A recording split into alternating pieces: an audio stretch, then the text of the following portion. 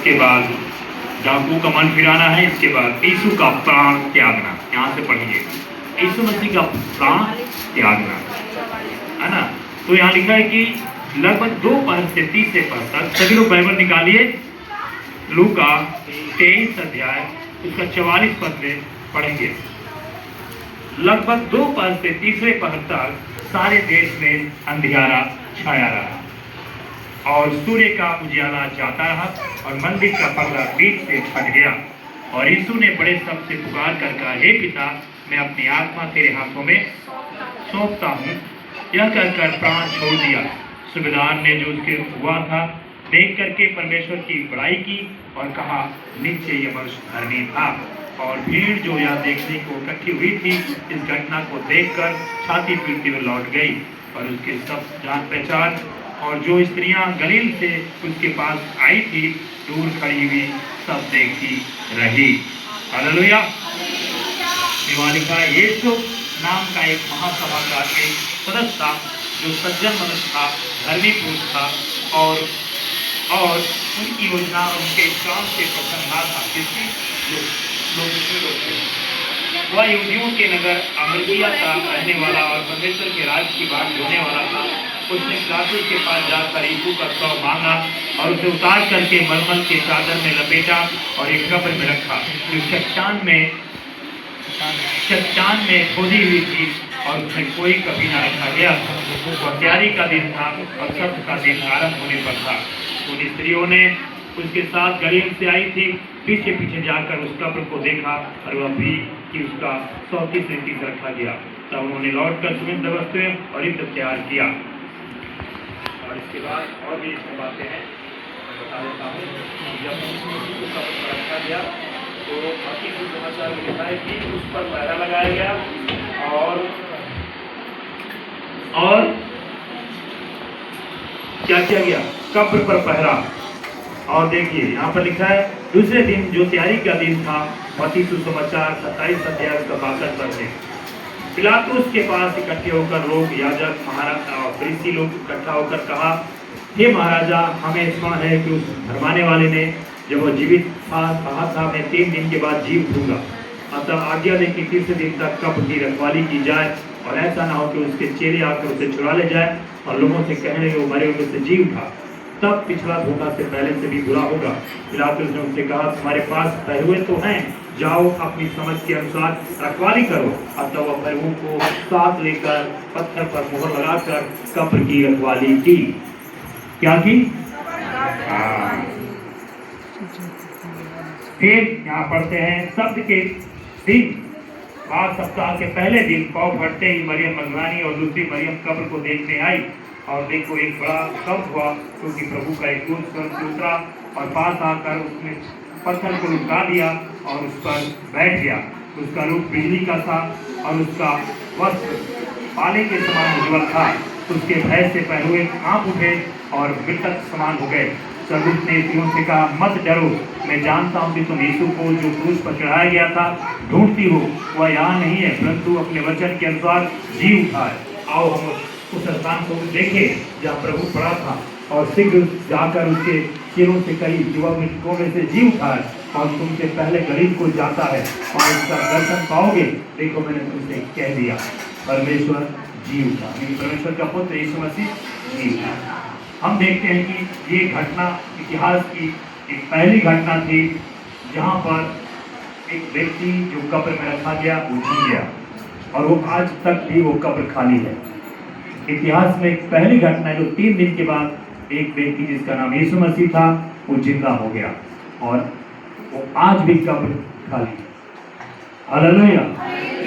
ये प्रमाण है, इतिहास गवाह है कि यीशु मसीह, वहाँ के सैनिक जो मरे हुए थे रोम राज के, वो गवाह हैं कि यीशु मसीह जिंदा है।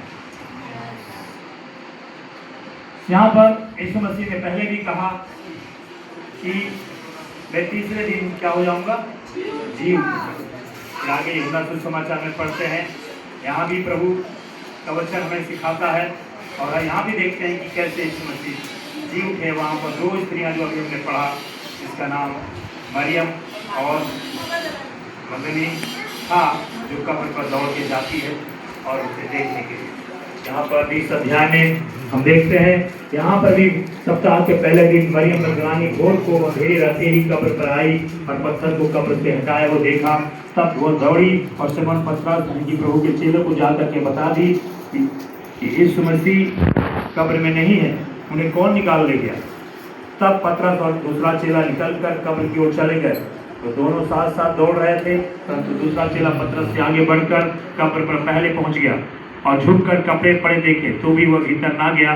तब सिमोन पतरस उसके पीछे पीछे पहुंचा और कब्र के भीतर गया, कपड़े पड़े देखे और वह अंगोछा जो उसके सिर से बंधा हुआ था कपड़ों के साथ पड़ा हुआ नहीं, परंतु अलग एक जगह पर लपेट कर रखा हुआ पाया। अगर कोई उठा के ले जाता, कोई चुरा के ले जाता, तो चोर क्या करता, वो कपड़े लपेटे सपेटे लेकर भाग लेता, कपड़े छोड़ के थोड़ी भागता, वो तो उसे उठा के भागता। लेकिन ये प्रमाण है यीशु मसीह जिंदा होकर अपना जो कब्र का कपड़ा था खोला और घुमेट कर रख के लिया। कोई व्यक्ति ही उसको घुमेट कर रख सकता है ना। इससे प्रमाण मिलता है कि यीशु मसीह जिंदा होकर के उस गमछे को लपेट कर चपक कर रख के वहां से निकले, ये दिखाता है। तो यहाँ पर दिखा है कि गमछा लेपटा हुआ उस था, लेपेट कर रखा हुआ था।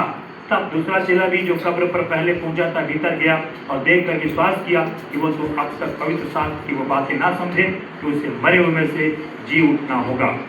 तब ये चेले अपने घर लौट गए और चेले अपने अपने घर लौट गए। और हम देखते हैं इस वचन में हम देखते हैं कि यीशु मसीह जी उठा।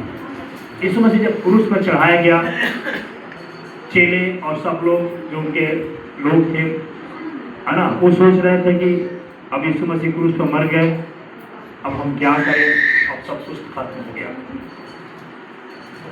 अंधेरा छा गया, कम हुआ, बहुत सारी घटनाएं घटी। चेले उदास होकर घर चले गए होंगे और एक रूम में बैठ गए होंगे और सोच रहे होंगे अब क्या होगा, अब यीशु मसीह तो खत्म हो गए और हमारा सब कुछ खत्म हो गया। और वाकई में अगर हमारे परिवार में, हमारे जीवन में, हमारे घर में किसी की, हमारे बड़े लोगों की डेथ हो जाती है तो हम यही सोचते हैं कि अब सब खत्म हो गया, है ना। लेकिन नहीं, यहाँ पर हम देखते हैं यीशु मसीह जब खत्म हो गए तो सब कुछ खत्म नहीं हुआ। अंधेरा आया लेकिन अंधेरा कायम नहीं रहा, अंधेरा कायम नहीं रहा। अंधेरा तो आया लेकिन अंधेरा कायम नहीं रहा। यीशु मसीह में पड़ा, उनके ऊपर पहरा लगाया गया, पत्थर रखा गया कि कब्र को कोई चुराया नहीं, कब्र कैसे निकलेगा, कब्र में से शव कैसे निकलेगा, कैसे यीशु मसीह होंगे, सारी चीजें इंतजाम कर दिया गया। लेकिन फिर भी यीशु मसीह मुर्दों में से जी करके बाहर आ गए। हमने देखा कि वो पत्थर हटा दिया गया, पत्थर हटा दिया गया, अपने आप हट गया, सब लोगों ने आकर हटाया और वो जिंदा हो गया। यीशु मसीह ने कहा था कि मैं तीसरे दिन जिंदा हो जाऊंगा और जिंदा हो गया। ये प्रमाण है। ईस्टर सिर्फ पुनरुत्थान नहीं, एक अदृश्य युद्ध था। क्या था वो? ईस्टर जो हम मना रहे हैं, हम जानते हैं कि ये एक युद्ध है और युद्ध वो लड़ाई थी जो मृत्यु पर विजय पाना। हम जानते हैं जब युद्ध होता है तो हमेशा मृत्यु हारती है, मृत्यु होती है ना। यीशु मसीह ने उस मृत्यु से लड़ाई की, उस मौत से लड़ाई किया, मौत से संघर्ष किया, सुनिए ध्यान से, और उस मौत को जीत लिया। ये पुनरुत्थान है। ये पुनरुत्थान को हमें समझना है कि यीशु मसीह ने जो मौत से हम हार जाते हैं, जिस मौत से हम लाचार हो जाते हैं, और मौत के सामने आपका कोई चारा नहीं चलता, मौत के सामने आपका कोई बस नहीं चलता, मौत के सामने आपका सोना चांदी पैसे रुपये, आपका परिवार, आपके रिश्तेदार, कुछ भी काम नहीं आता। आता है क्या? नहीं, आप हार जाते। लेकिन एक व्यक्ति है जो आपको जिताएगा, उसका नाम है यीशु मसीह। हालेलुया। वो मौत से जिताएगा। आमीन।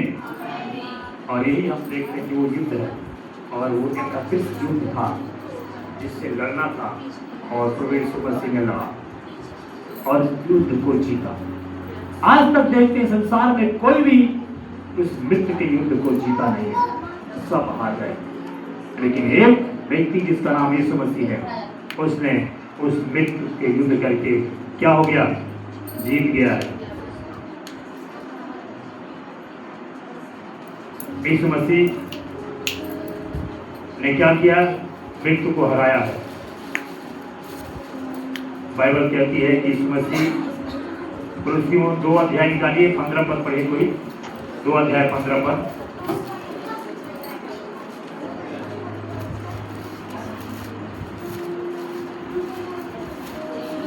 कुलुस्सियों 2 अध्याय निकालिए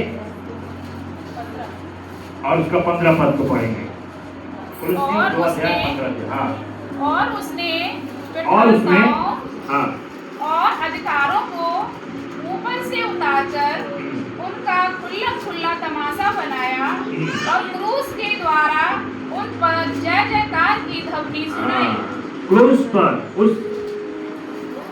उस अधिकार को जो मृत्यु का अधिकार शैतान ने लिया था, उस अधिकार को प्रभु ने खुला तमाशा बनाया। और उस क्रूस पर एक ऐसा तमाशा, जैसे लोगों को लगता है वो तमाशा है, लोगों को लगता है कि वो मैंने क्या है बनाया, और उस मौत को क्रूस पर हराया, जीत लिया, और फिर जय जयकार की ध्वनि सुनाई दी, यानी कि मौत पर विजय हुआ। एक युद्ध है, तो एक राजा लड़ाई जीत कर आता है, जय जयकार की ध्वनि होती है। हमारा यीशु मसीह राजाओं का राजा था, लेकिन वो संसारिक युद्ध जीत कर नहीं, परंतु आत्मिक युद्ध जीत कर विजय हुआ, और वो मृत्यु जो हमारी आत्मिक लड़ाई थी, उस पर प्रभु यीशु मसीह ने विजय पाया और हमें विजय दिलाई। आमीन, हालेलुया। लोगों ने सोचा कि यीशु मसीह मर गए, सब खत्म हो गया, लेकिन यीशु मसीह ने एक नया अध्याय शुरू किया। आज हम देखते हैं संसार में जो मरता है उसका अध्याय खत्म हो जाता है, उसका अध्याय बीत जाता है, बस एक मौत के इतिहास बन के रह जाता है। लेकिन यीशु मसीह एक मौत का इतिहास नहीं बना, एक नया अध्याय शुरू किया, एक नया इतिहास रच दिया। क्या रच दिया? एक नया इतिहास। और यीशु मसीह के मरने के बाद, यीशु मसीह की जो कहानी थी, यीशु मसीह के बारे में जो बातें थी, वो खत्म नहीं हुई, परंतु मरने के बाद, जी उठने के बाद एक नया युग आरंभ हुआ, एक नया जीवन आरंभ हुआ। और यीशु मसीह क्या किया? एक नया जीवन को आरंभ किया। लिखा है कि आत्मिक संसार में युद्ध शुरू हुआ, और वह अधोलोक में गए और यहाँ घोषणा की तुम्हारी हार हो चुकी है, और वो शैतान के पास गए और जाकर के एक घोषणा की, और शैतान से मृत्यु की कुंजी को छीन लिया, और उसको घोषणा कर दिया कि अब हे शैतान, हे डंक, हे मृत्यु का डंक, तेरा ताकत कहाँ रहा, तेरा डंक कहाँ रहा, क्योंकि मैंने तेरे डंक को तोड़ दिया। जिस डंक से तो मनुष्य को डरवाता था, जिस डंक से तो मनुष्य को मारता था, वो डंक मैंने तोड़ दिया, और अधोलोक में जाकर इस मसीह दुष्ट से छीन लिया। हालेलुया। और यहाँ पर लिखा है कि उसने वो अधिकार ले लिया क्रूस पर बलिदान के द्वारा, है ना, और शैतान हार गया। कब्र में युद्ध हुआ, कब्र में युद्ध हुआ, नीचे युद्ध हुआ, अधोलोक में लड़ाई हुई, और शैतान हारा। हालेलुया। और वहाँ आत्मिक युद्ध हो रहा है, शारीरिक युद्ध में आत्मिक युद्ध हो रहा है, और उससे प्रभु यीशु मसीह ने छीन लिया। पहली बात हमने देखा, ईस्टर पुनरुत्थान ही केवल नहीं है, परंतु एक अदृश्य युद्ध है। दूसरी बात, यीशु ने मृत्यु की कुंजी आपस में, जो मैंने अभी बता दिया कि मृत्यु की कुंजी उसने आपस में दुष्ट शैतान से, और प्रकाशित वाक्य 1:18 में लिखा है, इब्रानियों 2 अध्याय 14 और 15 में लिखा है, और मत्ती 28:18 में लिखा है कि उसने वो अधिकार ले लिया जो आदम से शैतान ने छीन लिया। जो आदम को परमेश्वर ने अधिकार दिया था मृत्यु पर भी विजय होने का, और आदम कभी मरता नहीं, लेकिन शैतान ने पाप कराकर उसे मौत की तरफ ले गया। लेकिन बाइबल कहती है दूसरा आदम जब यीशु मसीह बन के आया, बाइबल वचन निकाल लीजिए। उसने क्या किया? उस दुष्ट शैतान को हराया, उस मृत्यु को हराया। पढ़िए प्रकाशित वाक्य 1:18 को पढ़िए और देखिए यहाँ पर क्या लिखा है। प्रकाशित वाक्य 1:18, मैं मर गया था देख मैं मर गया था, और अब देख मैं योगायुग जीता अब हूँ, देख मैं युगायुग जीवित हूँ, और मृत्यु और अधोलोक की कुंजियां मेरे ही पास है। और उसकी कुंजियां मेरे पास है। मृतलोक, अधोलोक और उसकी कुंजियां मेरे पास है। देख मैं मर गया था। ये कौन बोल रहा है? यीशु मसीह कह रहा है, देख मैं मर गया था, लेकिन अब मैं जीवित हूँ, और अधोलोक की कुंजियां मेरे ही पास मेरे है। पास है। एक और वचन पढ़िए, इब्रानियों 2:14-15। इब्रानियों 2:14-15 पढ़िए जोर से। इब्रानियों 2:14-15 मिला? इब्रानियों नए नियम में, जल्दी से, हालेलुया। पढ़िए क्या लिखा है। इब्रानियों 2:14-15। इसलिए जबकि लड़के मांस और लहू के भागी हैं,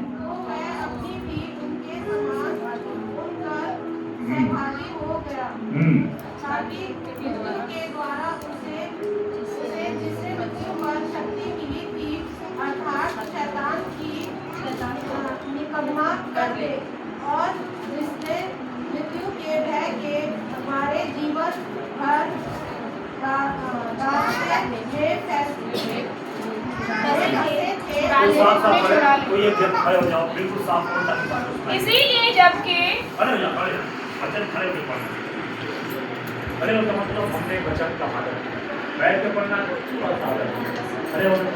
इसीलिए जबकि लड़के मांस और लहू के भागी हैं, इसीलिए कि बच्चे मांस और लहू के भागी हैं, तो वे आप ही उनके समान उनका सहभागी हो गया, उसका सहभागी हो गया, ताकि मृत्यु के द्वारा उसे जिसे मृत्यु पर शक्ति मिली थी, जिससे मृत्यु पर शक्ति मिली थी, अर्थात शैतान को निकम्मा कर दे। 15 पढ़िए। और जितने मृत्यु के भय के मारे जीवन भर दास्तों में फंसे थे, उन्हें छुड़ा लिया यीशु मसीह ने। Hallelujah, hallelujah. यीशु मसीह ने हमें छुड़ा लिया उस मृत्यु के भय से। अब हम पर मृत्यु का हमें भय नहीं। हालेलुया। हम मृत्यु के भय में, डर में जीते, लेकिन यीशु मसीह ने हमें भय से छुड़ा लिया। यीशु ने शैतान की शक्ति को तोड़ दिया, सारा अधिकार प्रभु यीशु मसीह को मिल गया। मत्ती 28:18 में यीशु ने कहा अपने चेलों के पास आकर, देखो स्वर्ग और पृथ्वी का सारा अधिकार मुझे दिया गया है, इसलिए तुम जाओ, सारी सृष्टि में जाओ और चेला बनाओ और सुसमाचार सुनाओ, उन्हें मेरी आज्ञा मानना सिखाओ, और देखो जगत के अंत तक तुम्हारे संग। हालेलुया। तो हमारे संग और स्वर्ग का सारा अधिकार किसके पास है? यीशु मसीह के पास। अधोलोक परलोक जो भी है वो किसके अधिकार में है? यीशु मसीह के अधिकार में। लिखा है प्रकाशित वाक्य, देख मैं मर गया था, अब मैं युग के लिए जीवित हूँ। अब हमेशा के लिए वो जीवित है। एक बार मर गया था, वो किसके लिए? मृत्यु को हराने के लिए, मृत्यु के ढंग को तोड़ने के लिए। लिखा है परमेश्वर का पुत्र यीशु मसीह ने मृत्यु का स्वाद चखा है। क्या किया है? मृत्यु का स्वाद चखा है। उसको मृत्यु है नहीं उसके पास, तो परमेश्वर जिंदा है, लेकिन उसने उसका देखा कि इसका स्वाद क्या होता है, और जब देखा तो दर्दनाक मौत का स्वाद होता है, बहुत डेंजर होता है। जो आज हमारे जीवन में होता है ना। लेकिन यीशु मसीह ने उस मौत को हरा दिया। आमीन, हालेलुया। और शैतान की शक्ति को तोड़ दिया। सारा अधिकार यीशु मसीह को दिया गया। मृत्यु का डर खत्म हो गया। शैतान की पकड़ टूट गई जो हमारे ऊपर था, जो हमें डराता, जो हमको भरमाता था, जो हमको उस मौत के चक्कर में हमको बार बार डर के भय में ले जाता था। उस भय से हम क्या हो गए? मुक्त हो गए, जिन्होंने यीशु पर विश्वास किया। आमीन। और यीशु ने कहा, मैंने तुम्हें भी अधिकार दिया, मैंने तुम्हें भी अधिकार दिया। अगर तुम मुझ पर विश्वास करते हो और मुझे अपना प्रभु मानते हो और मुझे अपना स्वामी मानते हो, तो मैं तुम्हें शैतान के सारे सामर्थ पर तुम्हें अधिकार देता हूँ। हालेलुया। उसने मुझे और आपको अधिकार दिया और कहा, जो विश्वास करेगा और बपतिस्मा लेगा वो उद्धार पाएगा, और उद्धार पाने वालों में चिन्ह होगा, मेरे नाम से बड़े बड़े काम करेंगे, बीमार अपने प्रार्थना करेंगे, चंगे हो जाएंगे। वो बड़े बड़े काम करेगा जब आप विश्वास करेंगे आपके द्वारा। आमीन। क्योंकि उसने शैतान को हरा दिया है। आमीन।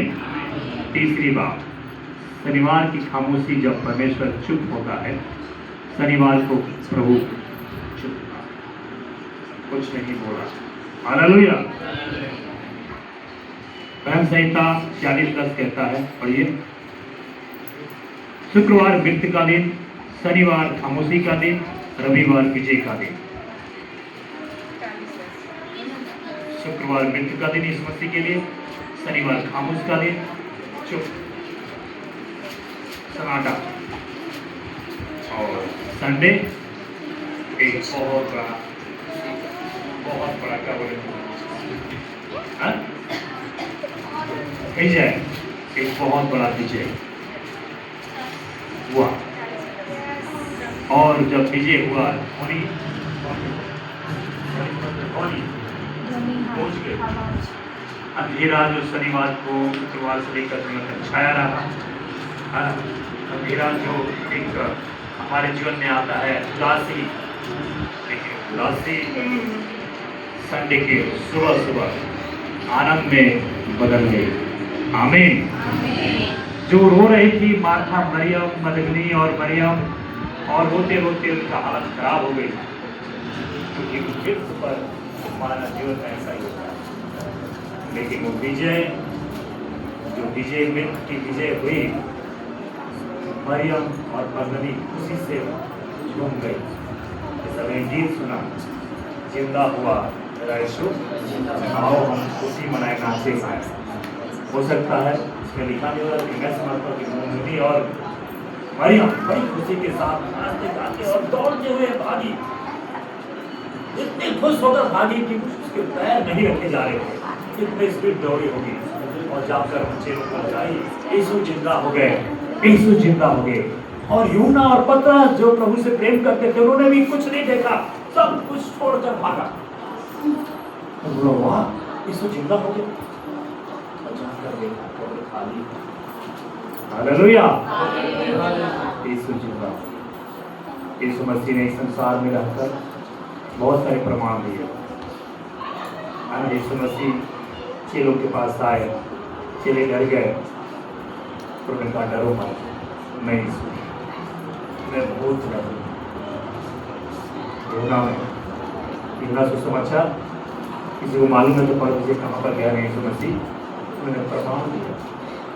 यीशु मसीह जब मुझसे मिले चेलों से, बहुत जगह मिले चेलों से, सबसे पहले मरगनी से मिले, इसके बाद रास्ते में 2 चेले जा रहे थे, उनसे मिले, इसके बाद फिर पतरस यूहन्ना से मिले, थोमस नहीं था, फिर एक बार दोबारा मिले जब थोमस।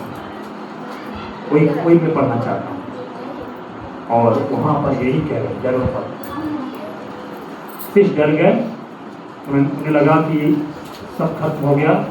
और वहाँ पर लिखा है, पढ़िए, वहाँ पर जब यीशु मसीह पहुँचे तो डर आया एक, लेकिन यीशु ने कहा मैं यीशु हूँ। यीशु ने कहा मैं यीशु हूँ। आओ मुझे देखो, मेरे हाथ पाँव को देखो, और तुम्हें शंका हो रहा है तो मुझे छू कर देखो, मेरे शरीर में हड्डी और मांस है। अगर भूत होता तो उसके शरीर में हड्डी और मांस नहीं होता। मैं कोई आत्मा नहीं हूँ।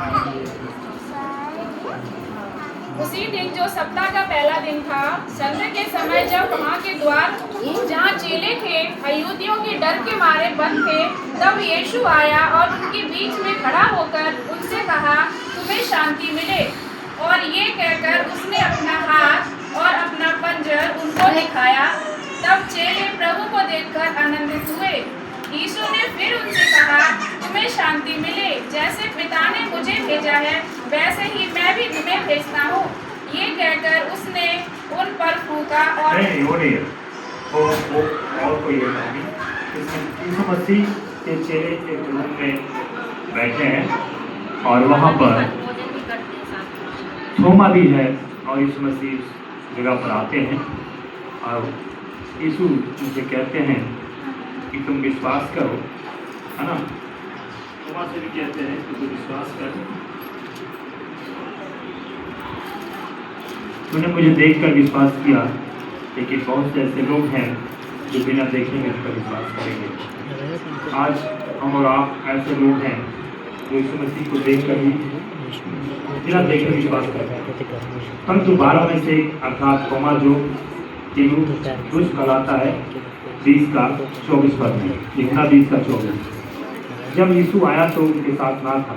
जब अन्य चेले उससे कहने लगे हमने यीशु को देखा, तब उसने कहा जब तक मैं यीशु को अपने आंखों से ना देख लूँ और मैं उनके हाथों में कीड़े जो कीड़े लगे उसमें अपने अंगुली ना डालूँ, तब तक मैं विश्वास नहीं करता कि यीशु जिंदा हुए हैं। देख लूँ और कीड़ों के खेतों में हाथ ना डालूँ तो मैं विश्वास नहीं करता कि वो जिंदा है। 8 दिन के बाद उसके चेले फिर उसी घर में इकट्ठे हुए। थोमा भी उनके साथ था। तब यीशु आया और उनके बीच में खड़ा हो गया और कहा तुम्हें शांति मिले। तब उसने थोमा से कहा अपनी अंगुली लाकर मेरे हाथों को देख और अपना हाथ लाकर मेरे पंजर में डाल, और अविश्वासी नहीं परंतु विश्वासी बन। जब थोमा ने उत्तर दिया ये मेरे प्रभु, ये मेरे परमेश्वर, मुझ पर दया कर, ऐसा बोला होगा है ना। यीशु ने कहा धन्य वो लोग जो बिना देखे विश्वास करते। आज हम और आप बिना देखे यीशु को नहीं देख सकते, विश्वास करते हैं, और वो धन्य लोग हैं, है ना। तो यीशु मसीह मरने के बाद, जी उठने के बाद कई जगह चेलों को प्रकट हुए और उन्हें दिखाया कि मैं जिंदा हूँ। ये एक प्रमाण है यीशु मसीह के जिंदा होने का, है ना।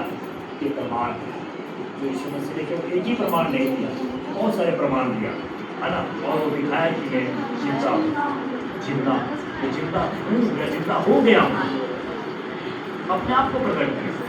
और वो क्रूस पर लगे हुए घाव को भी दिखाया। देखो मैं क्रूस पर चढ़ा था, मेरे घाव तो देखो, घाव तो नहीं मिटेगा ना, घाव मिट जाएगा 3 दिन में, घाव मिट जाएगा नहीं मिटेगा। यीशु ने घाव को दिखाया। यीशु मसीह 500 लोगों के बीच में स्वर्ग उठा ले गए।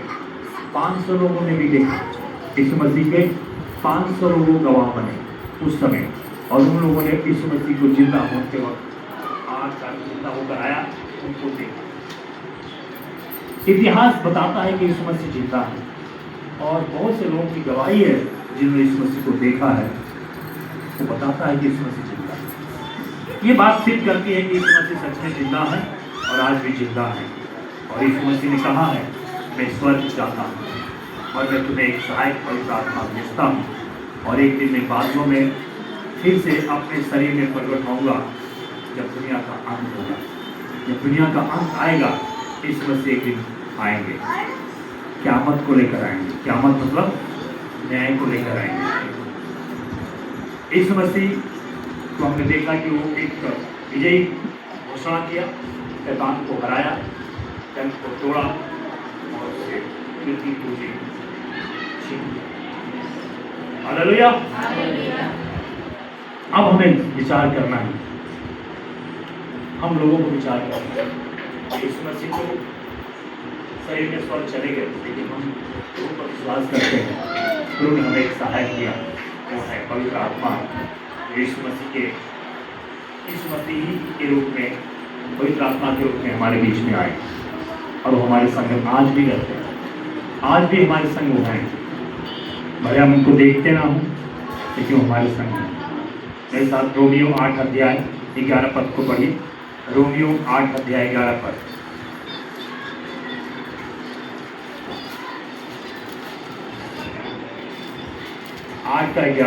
रोमियो 8 का 11 पढ़िए, क्या लिखा है? 8 का 11। यदि उसी का आत्मा जिसे यीशु ने मरे हुओं में से जिलाया, उसमें बसा हुआ है। हाँ, उसी की आत्मा जो प्रभु यीशु मसीह को मरे से जिलाया, वो पवित्र आत्मा जो हम में बसा हुआ है, जो हमको और आपको मिला है, वो पवित्र आत्मा आज भी अपना काम करता है। वो यीशु आज भी काम करते हैं, अब शरीर में नहीं, परंतु पवित्र आत्मा भी आज भी हमारे बीच में उपस्थित होते हैं। पवित्र आत्मा यहाँ भी यीशु मसीह उपस्थित हैं पवित्र आत्मा में, और यहाँ पर वो सबको देख रहे हैं और वो अपना काम करते हैं। बीमारों को छूकर चंगा करते हैं, भूत से ग्रसित लोगों को निकाल देते हैं, भूत भगा देते हैं, बीमारी को ठीक कर देते हैं, हमारे जीवन को बदल देते हैं।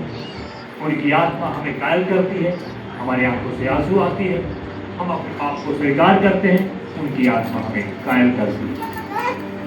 आज भी पवित्र आत्मा हमें कायल करती है। पवित्र आत्मा हमें कुछ शांति शक्ति देती है ना, जो यीशु की आत्मा हमें जिलाया, वो तुम में बसा हुआ, ऐसा लिखा है। पवित्र आत्मा में नई पहचान देती है, पवित्र आत्मा हमें नया बनाता है। बाइबल कहती है पुरानी बातें बीत गई, देखो सब कुछ नया है। अगर पवित्र आत्मा आपके जीवन में आया है, अगर यीशु आपके जीवन में आया है, तो आपका जीवन एक नया होना चाहिए। आपका जीवन कैसा होना चाहिए? नया। पुरानी बातें बीत गई। पुरानी बातें क्या है आपके जीवन में? पुरानी अभिलाषाएं, आपका संसारिक जीवन, संसारिक सोच, संसारिक बातें, ये सब बीत गई। अब आपकी सोच, आपकी अभिलाषाएं, आपका जीवन प्रभु पर होना चाहिए। लेकिन आज बहुत से लोग ऐसे नहीं है। पवित्र आत्मा हमें नई पहचान देती है, पवित्र आत्मा हमें सामर्थ देता है ना, हमें डर और भय से मुक्त करता है।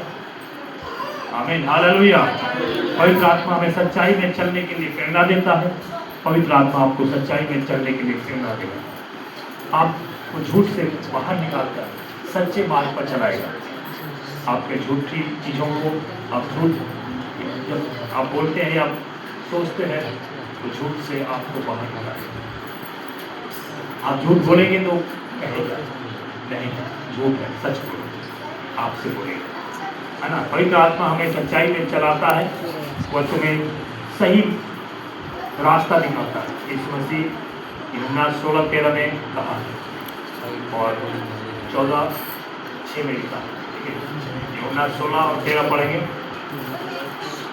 16:13 यूहन्ना 16:13 को पढ़िए। पवित्र आत्मा हमें सच्चाई में चलाता है, सच्चाई का रास्ता दिखाता है, सच्चे मार्ग पर ले चलता है। 16:13 पवित्र आत्मा हमें शांति प्रेम सिखाता है। पवित्र आत्मा हमारे जीवन में आनंद लाता है। पवित्र आत्मा हमें मेल मिलाप करना सिखाता है, प्रेम और क्षमा करना सिखाता है। 16:13 3 बार बोल दिया, ध्यान नहीं है। वो आत्मा जो सत्य का आएगा, वो तुम्हें सत्य मार्ग पर चलाएगा। वो अपनी ओर से नहीं, जो सुनेगा वही करेगा, वही करेगा। पवित्र आत्मा, बस रुक जाइए। पवित्र आत्मा ही आपको सही मार्ग पर चलाएगा, क्योंकि अब संसार की जो आपकी आत्मा आपको झूठे मार्ग पर चलाएगी। पवित्र आत्मा हमें अंदर से बदलता है। पवित्र आत्मा प्रेम, शांति, आनंद आपके जीवन में भरेगा। पवित्र आत्मा आपको मेल मिलाप करना सिखाएगा। पवित्र आत्मा आपको क्षमा करना सिखाएगा। पवित्र आत्मा आपको ईमानदार बनना सिखाएगा। पवित्र आत्मा बहुत और भी बातें सिखाता है। हम देखते हैं गलतियों की पत्री उसका 5 अध्याय उसका 22 पद। पवित्र आत्मा आपको बहुत सी चीजें सिखाएगा। पवित्र आत्मा आपको गवाह बनाएगा, आपको आपकी गवाही को आपके जीवन में बोलने के लिए प्रेरणा देगा। आप आपने कभी कहा पवित्र आत्मा से सिखाओ? कभी कहा? बोलो, वो सिखाएगा। और सबसे महत्वपूर्ण जो सवाल है, मैं आपसे पूछता हूँ, क्या तुम्हारे अंदर पवित्र आत्मा है या नहीं? ये सवाल है। क्या वो यीशु मसीह पुष्पान होकर जिंदा हो गए, स्वर्ग चले गए और पवित्र आत्मा में आ गए? क्या वो आपके साथ है? क्या वो पवित्र आत्मा आपके पास है? एक सवाल है। तो कैसे प्रकट करेंगे वो पवित्र आत्मा है? जवाब क्या होगा आपका? बाइबल से जवाब ढूंढ लेते हैं। रोमियो 8:9 में लिखा है। रोमियो 8:9 में लिखा है, तुम परमेश्वर के मंदिर हो। सॉरी, 8:9 में लिखा, यदि किसी में मसीह की आत्मा नहीं तो उसका जन्म नहीं। अगर मसीह की आत्मा नहीं है तो तुम प्रभु के जन्म नहीं हो। दूसरी बात, तुम परमेश्वर का मंदिर हो और परमेश्वर का आत्मा तुम में वास करता है। तीसरी बात, जब तुमने विश्वास किया, तुम पवित्र आत्मा से मोहर लगाए गए हो। अगर तुमने यीशु को स्वीकार किया तो पवित्र आत्मा तुम्हारे अंदर है। क्या तुम उसे अपने जीवन में काम करने देते रहे हो या काम करने नहीं देते हो? ये तुम्हारे ऊपर निर्णय है। अगर आपके घर में काम करने कोई आएगा तो आप काम करने देंगे तभी ना काम करेगा। वो आपके घर में आएगा, वो घर कौन सा है? इस मसीह ने प्रकाशित बात की, उसका 20 में लिखा है, देख मैं द्वार पर खड़ा हूँ, मैं आया हूँ और द्वार हमारा दिल का दरवाजा खटखटाता हूँ। जब मेरी आवाज खटखटाने की सुनो और मेरे वचन सुनो, बोलना और खोलोगे तो मैं आऊँगा और मैं रहूँगा तुम्हारे संग, सदा रहूँगा और सदा रहूँगा। हालेलुया। प्रकाशित वाक्य का भी मैंने बोला, वही वचन यहाँ पर है। देख मैं द्वार पर खड़ा खटखटाता हूँ, अगर मेरी आवाज जो सुनता है वो अपनी दरवाजा खोलता है। यदि तू विश्वास करे तो तुहार पाएगा। अगर तू चाहते हो कि नया जीवन, पाप से छुटकारा, पवित्र आत्मा की शक्ति, तो आज भी अपने दिल को दरवाजा खोल दीजिए और प्रार्थना कीजिए और कहिए, हे प्रभु आप मेरे दिल में आइए, आप मेरे हृदय में, मेरे जीवन में काम कीजिए। उसे अपना काम करने के लिए अपने जीवन में दे दीजिए, अपने आप को सौंप दीजिए। अगर आप अपने आप को सौंपेंगे तो आपके जीवन में काम करेगा। अगर आप नहीं सौंपेंगे तो काम नहीं करेगा। कई बार हम अपने जीवन को सौंपते हैं, अपने हर चीज को सौंपते हैं, अपने चांचल्य को नहीं सौंपते, अपने संसारी अभिलाषा को नहीं सौंपते, अपने और भी चीजें नहीं सौंपते हैं। हम कहते हैं कि हम खुद ही इसको करेंगे, आप मत कीजिए, है ना? ऐसा हमारी सोच है। लेकिन बाइबल कहती है नहीं, हमें उसे सौंपने की जरूरत है ना? आत्मा को अपने जीवन में लाने की आवश्यकता है। यहाँ पर लिखा है कि यीशु में अपने आप जीवन में स्वीकार करता हूँ, मेरे पापों को क्षमा करे, मुझे नया जीवन दे, एक पवित्र आत्मा आकर मुझे भर दे और मुझे अपनी शक्ति में चलाना सिखा दे। आपको प्रार्थना करना, हर दिन प्रार्थना करना, पवित्र आत्मा से बोलना है, पवित्र आत्मा मेरे अंदर आ जाइए, मुझे चलाइए, मुझको सिखा दीजिए। मैं आपकी आत्मा, पवित्र आत्मा के साथ चलना चाहता, है ना?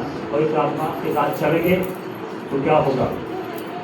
आपको सिखाएगा, आपको अपनी आत्मा में चलाएगा और पवित्र आत्मा का आपको फल लगेगा, है ना? पवित्र आत्मा का फल लगेगा और वो फल आपके अंदर आएगा। प्रेम का फल, शांति का फल, आनंद का फल, है ना? और क्या है? मेल मिलाप का फल, क्षमा का फल, है? आदर का फल और बहुत सारे फल उसको देखेंगे, 9 फल है, वो लगेंगे आपके जीवन और फिर आप जीवन एक अच्छा जीवन बनेगा। हालेलुया। जिस आत्मा ने यीशु को जिलाया वही आत्मा मेरे अंदर है। मैं डर में नहीं, मैं सामर्थ में जीता हूँ, मैं हार में नहीं, मैं विजय में जीता हूँ।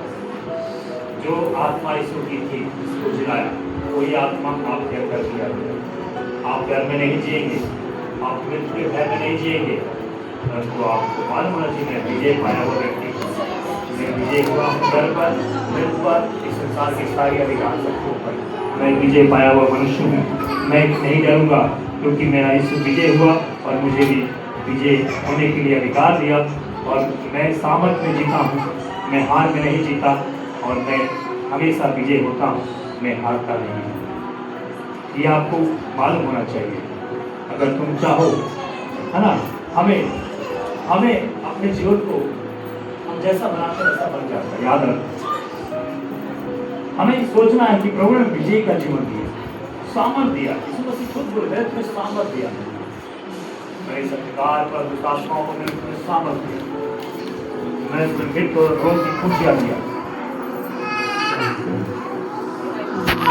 खोलोगे धरती पर खुलेगा, बंद करोगे।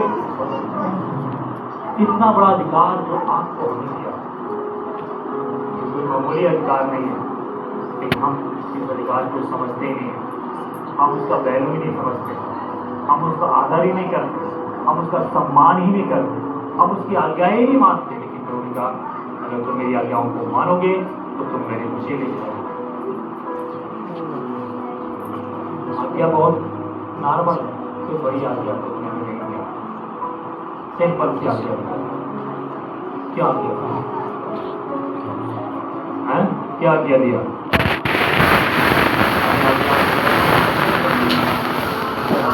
और व्यवस्था की आज्ञा हम पर बोझ नहीं लाती है, परंतु उन्होंने कहा जब तुम विश्वास करो, प्रतिष्ठा लो, क्या करो, मेरी तुम शिक्षा पाओ, संगति करो, मेरे बिना प्रेम रखो और सुसमाचार सुनाओ, दान दो और घर घर प्रार्थना करो और सुसमाचार पाओ। यही तो कहते हैं। कोई बड़ा बोझ हम सब नहीं लाता है, एक सिंपल सा बोझ आपको एक छोटा सा हल्का सा दिया जो आपको करना है, लेकिन यही काम हम नहीं करते, है ना? हमें करना है, दूसरों को भी तो यीशु मसीह के बारे में बताना है। यीशु मसीह कौन है? विजय हुए झूठा है हमें बताना, हमारे पापों को क्षमा करने वाला हमें बताना, हमें चंगाई देने वाले बताना है, बड़े सामर्थ्य हमें बताना है। हालेलुया। ये काम मुझे और आपको दिया गया, हमें करना है। और जब आपको जो काम दिया तो कैसे सिंपल सा नहीं दिया, एक बड़े अधिकार के साथ दिया, बड़े सामर्थ्य के साथ दिया, है ना? आपको दिया है तो आपको अधिकार देकर साथ करना है। हालेलुया। इसलिए मुझे और आपको एक गवाह बनाया है, हमें भर देनी तो उनकी गवाही को बांटना है, लोगों को बताना है कि इस मसीह को आइए दुआ करें और प्रभु से कहें कि प्रभु मैं विजय पाया हुआ व्यक्ति, मैं मृत्यु पर विजय पाया हूँ, मैं हारा हुआ व्यक्ति नहीं, मैं सामर्थ्य हूँ। प्रार्थना मेरी सहायता करो, मुझे सिखाओ, मुझे चलना बताओ, मुझे सत्य मार्ग पर लेकर, मुझे गाइडलाइन करो। आप बोलो प्रभु से, वो आपके जीवन में काम करेंगे। हालेलुया। कहिए हे प्रभु यीशु मसीह, मैं आपके करीब आता हूँ, हे यीशु मसीह मुझ पर दया करो, मेरे जीवन में आओ, पूरी पवित्र आत्मा मेरे जीवन में आओ। पवित्र आत्मा, पवित्र आत्मा, पवित्र आत्मा, पवित्र आत्मा, मुझे ले चल यीशु के चरणों में, पवित्र आत्मा, बस तेरे लिए यीशु, तेरे लिए, सिर्फ तेरे लिए यीशु, तेरे लिए सर को झुका कर घुटने टिका कर हाथ उठाता सर को झुका कर घुटने टिका कर हाथ उठाता तेरे लिए, सिर्फ तेरे लिए मैं हाथ उठाता हूँ।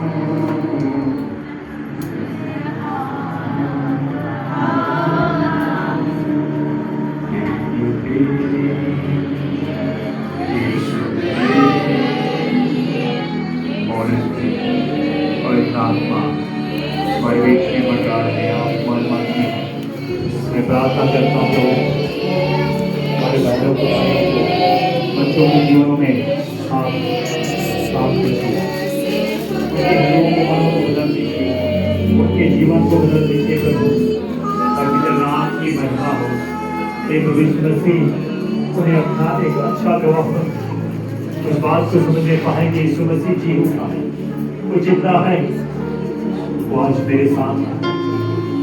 वो अपना पवित्र आत्मा यीशु मसीह को जिलाया, आज हमने बस हमको हम पवित्र आत्मा को समझने पाए जो हमारे अंदर है, वो सामर्थ्य है, मृत्यु पर विजय पाया हुआ हम हैं। हालेलुया। यीशु ने कहा अगर तुम मुझसे विश्वास करते हो मर भी जाओगे तो जियोगे, मैं तुम्हें अंतिम दिनों में जिलाऊंगा। हालेलुया। वो हमें जिलाएगा, हम सदा मरेंगे नहीं, हम सदा जिएंगे। हालेलुया। यीशु ने हमें नरक से बचाया, रोग से निकालकर स्वर्गीय स्थान में बैठाया, हमें अधिकार दिया है तो शैतान के ऊपर विजय होने का अधिकार दिया। मेरे भाई और बहनों प्रार्थना करो और कहो मैं विजयी पाया हुआ व्यक्ति हूँ। बोलिए मैं विजयी पाया हुआ व्यक्ति हूँ, मैं सामर्थ्य व्यक्ति हूँ। हालेलुया। यीशु ने मुझे अधिकार दिया है। हालेलुया। ताकि दुष्ट और अंधकार पर विजय पाऊं। बोलिए दुष्ट अंधकार पर विजय पाऊं। मुझे प्रभु यीशु मसीह ने अधिकार दिया है, मैं अपने सारे पाप पर विजय पाऊं। मुझे यीशु ने अधिकार दिया है। हे यीशु, हे प्रभु, मुझ पर दया करो और वो आत्मा पवित्र आत्मा मेरे जीवन में काम करो। बोलो मेरे जीवन में काम करो प्रभु, ये सामर्थ्य को तुझसे प्रार्थना करता हूँ। हे प्रभु आज जितनों ने तेरे वचन सुने और समझ गए कि हम विजय पाएंगे लोग, आज जो भी अंधकार में है, जो बीमारी में है, डर में जीवन जी रहे थे, आज यहाँ से विजयी होकर जाएंगे।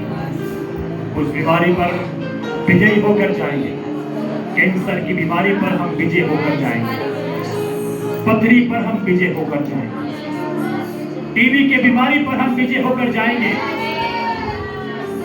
और भी चाहे कितनी भयंकर बीमारी क्यों ना हो, हम उस पर विजय होकर जाएंगे। हालेलुया। हम विजयी हो जाएंगे। प्रभु ने कहा मैंने तुम्हें सारी बीमारियों पर अधिकार दिया, बुखार पर, टाइफाइड पर, मलेरिया पर, चिकनगुनिया पर और भी तमाम बीमारियां जो नाम नहीं आ रहा लेकिन आप जानते हैं, उन सब पर विजय होंगे। हम सब पर विजयी होंगे। हालेलुया। सारी शरीर की कमजोरियों पर विजय होंगे। हालेलुया। सारी मानसिक जो हमारी विचारधारा है, मानसिकता में हम गिर जाते हैं, उस पर विजय होंगे। हम अपने अच्छे जो गलत सोच विचार जो आते हैं उन पर भी विजय होंगे। हालेलुया। और हम विजयी होंगे। बोले सब यीशु मसीह के नाम में जय होंगे। ये प्रार्थना करते हैं, सुन लीजिए प्रभु यीशु मसीह अधिकार आज से मैं अपना जीवन पवित्र आत्मा जी आपको सौंपता हूँ, सौंप दी ये चलाए। आज का पुरस्कार मेरे लिए नया, एक नई उमंग, एक नई सामर्थ लेकर आए। आमीन आमीन हालेलुया यीशु के नाम में आमीन यीशु के नाम में आमीन हालेलुया। कितने लोग विजय हो